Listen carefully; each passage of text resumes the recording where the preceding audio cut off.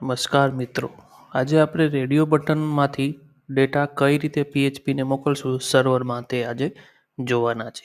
એકચ્યુઅલીમાં radio button આપણે multiple ચોઇસમાંથી એક choice fill કરવાની હોય, એક ચોઇસ સિલેક્ટ કરવાની હોય ત્યારે આપણે યુઝ કરતા હોય છે.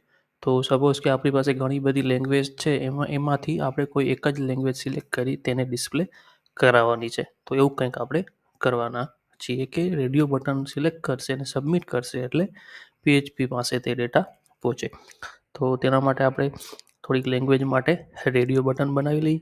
ઇનપુટ ટાઈપ રાડિયો, નેમ આપશું આને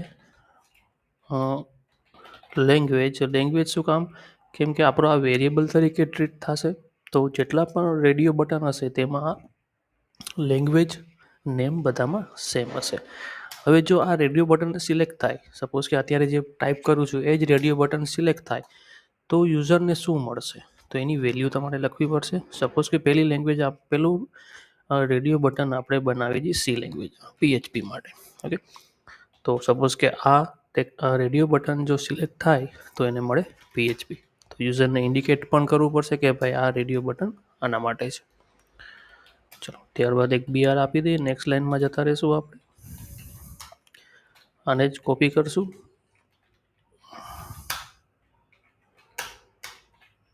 PHPની જગ્યાએ હવે કરીએ આપણે C++. તો વેલ્યુ પણ આવશે C++.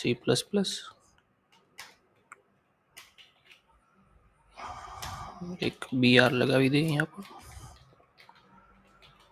હવે એક લેંગ્વેજ રાખી દઈએ જાવા. વેલ્યુ પણ આવશે જાવા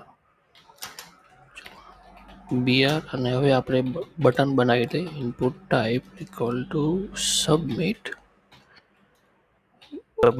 હોય તો પણ નો પ્રોબ્લેમ.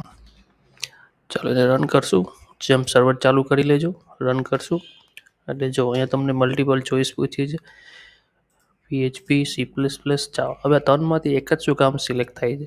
બીકોઝ ઓફ કે ત્રણના વેરિયેબલનું નામ શું રાખ્યું છે? સેમ રાખ્યું છે. સપોઝ કે હું લેંગ્વેજ 1 કરી નાખું, 2 કરી નાખું અને અહીંયા 3 કરી નાખું અને હવે રન કરું તો શું થશે? બધા સિલેક્ટ કરવા દેશે, બટ આપણે એવું કંઈ કરવાનું નથી થતું. જો ઇન ફ્યુચરમાં તમે પ્રેક્ટિસ કરતા હો પ્રેક્ટિકલ, ત્યારે જો આવું થાય કે ભાઈ ત્રણ રેડિયો બટન સિલેક્ટ થાય છે તો શું સમજવાનું કે તમે જે વેરિયેબલનું નામ આપ્યું છે એ કેવું છે? બધાના સેમ આપ્યા, સેમ નથી આપ્યા. તો તમારે શું કરવાનું છે? સેમ આપવાનું છે એટલે વેરિયેબલ રિપ્લેસ થઈ જાય બીજી વેલ્યુથી. હવે આને ચેક કરશો તો ત્રણમાંથી કોઈ એક જ વેલ્યુ બનશે. મતલબ કે આ એક આનું એક ગ્રુપ બની જશે લેંગ્વેજ, બરાબર, જેનું આપણે નામ જ શું આપી દીધું? લેંગ્વેજ. તો હવે આ તો કામ પૂરું થઈ ગયું. ડેટા સબમિટ પણ થાય છે અને get.php ઉપર પણ જાય છે. તમે અહીંયા જો લેંગ્વેજની વેલ્યુ શું છે? જાવા. સિલેક્ટ કરો C++.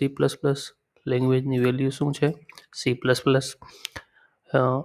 પ્લસને આ રીતે ઇન્ક્રિપ્ટેડ મોડમાં ડિસ્પ્લે થાય છે, બીજું કંઈ નથી. લેંગ્વેજની વેલ્યુ PHP. તો હવે આપણે સામે PHP પેજમાં કઈ રીતે એને કેચ કરશું એ પહેલાં આપણે એ જોઈએ. ઇફ કન્ડિશન, ઇફનો કાઉન્સ, ઇસેટ ફંક્શન શું કામ કરે છે જો ના ખબર હોય તો પ્રીવિયસ વિડીયો ગેટ મેથડનું તમે જોઈ લેજો. ગેટ ફંક્શન વેરિયેબલનું નામ છે લેંગ્વેજ. જો આની અંદર કોઈ વેલ્યુ સિલેક્ટ હોય તો શું કરો? એને ડિસ્પ્લે કરાવી દો. ડિસ્પ્લે, બસ. જો ફરીથી રન કરશું. PHP સિલેક્ટ કર્યું, સબમિટ, તો તમે જે સિલેક્ટ કરી હતી લેંગ્વેજ એ ડિસ્પ્લે થાય છે. સિમ્પલ છે. C++ ડિસ્પ્લે થાય છે. કરું જાવા તો જાવા ડિસ્પ્લે થાય છે, બરાબર. રેડિયો બટનનો યુઝ ક્યારે થાય? કે જ્યારે તમારે ગ્રુપ ઓફ ચોઇસમાંથી કોઈ સિંગલ ચોઇસને જ સિલેક્ટ કરવાની હોય ત્યારે જ આ કામમાં આવે. મોસ્ટ ઓફ બધા મેલ ફિમેલ જેન્ડર સિલેક્શનમાં આનો યુઝ વધારે કરતા હોય છે. તો તમારે પ્રેક્ટિસમાં આવું કંઈક કરવાનું થાય તો આ એક્ઝામ્પલ યાદ રાખજો. રેડિયો બટન એમાં મેઇન ઇમ્પોર્ટન્ટ છે તેનું વેરિયેબલનું નામ. જેનું તમારે ગ્રુપ બનાવવું એના બધાના વેરિયેબલના નામ શું રાખવાના? સેમ રાખવાના, બરાબર. હવે રેડિયો બટન જેમ ચોઇસ માટે છે એવી રીતે ચેક્સ બોક્સ પણ ચોઇસ માટે છે. તો એમાં પણ કઈ રીતે કરશું તે આપણે જોશું નેક્સ્ટ વિડીયોમાં. તો મળીશું આપણે નેક્સ્ટ વિડીયોમાં. ત્યાં સુધી જય હિન્દ, જય ભારત.